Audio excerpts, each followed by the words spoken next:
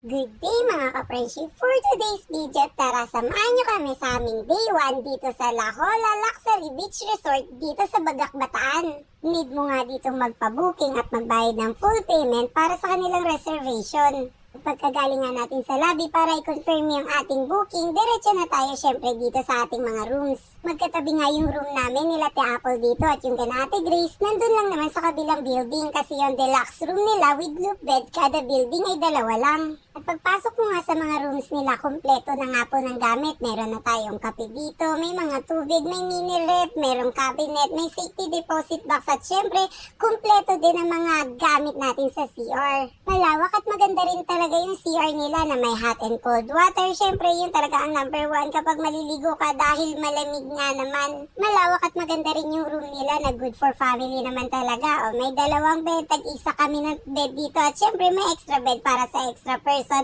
At eto na nga po yung loop bed nila na napili ni Ate Duday na mag-stay mag-isa dito sa taas. Kahit naman talaga tumabling-tabling ka dito ay pwede sa lawak naman talaga ng kwarto namin. At syempre meron din silang mini balcony. Yung room nga po namin ay nandito sa taas, malapit lang sa restaurant at sa lobby nila. Napakalawak nga po ng resort na to pero wag po kayo mag-alala dahil meron naman po silang shuttle na pwede nyo tawagin. Pwede kayo pahatid akyat pa ba dyan kasi yung dagat nga nila ay nasa baba at itong infinity pool nila ay malapit din syempre sa dagat. Nauna na nga kami ni Gujio ko bumaba dito, akala ko kasi nandito sila, nandun pala sila sa taas na pool. At tuwang-tuwa naman talaga ang Gujio ko magtitinalon dyan. At syempre, habang naliligo sila, umorder na ako nitong pizza nila. O in fairness kahit medyo pricey yung pizza nila, ang sarap naman po talaga. Sulit naman talaga. Pagkatapos nga namin magmerienda dito, nagkayayaan na nga silang pumunta ng dagat dahil hindi na nga ganun kainit. Ang ginaganda nga ng dagat dito ay hindi po maalon kasi nakukover naman po siya ng mga bundok. Kaya hindi ka naman talaga kakabahan sa mga batang naliligo. Malinaw nga ang dagat nila dito at syempre maalat, charis. At dito na nga ako nagbasa kasi kanina dun sa pool ay hindi nga ako nagbasa dahil pagod pa ang lola mo. Kaya dito na tayo maligo. Mas gusto ko talaga ang dagat kesa sa pool. Nakaka-relax naman talagang tumambay sa tabing dagat kung pwede lang talaga ang araw-arawin ang pagtambay sa tabing dagat na may ganito kagandang tanawin.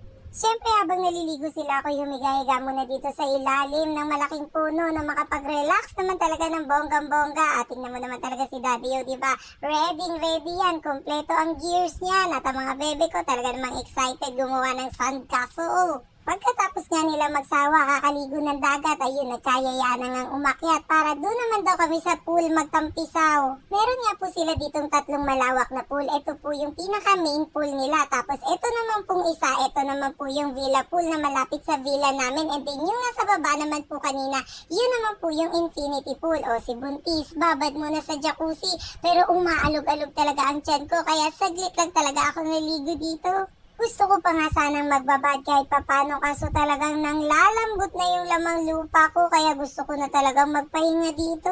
Nakakapagod naman talaga yung mahabang biyahe at napakalapad ko naman talaga kaya hinayaan ko na silang maligo doon at ako'y humiga na lang muna dito. At yun lang po for today's video. Ito po ang aming day 1. See you sa ating day 2. Bye!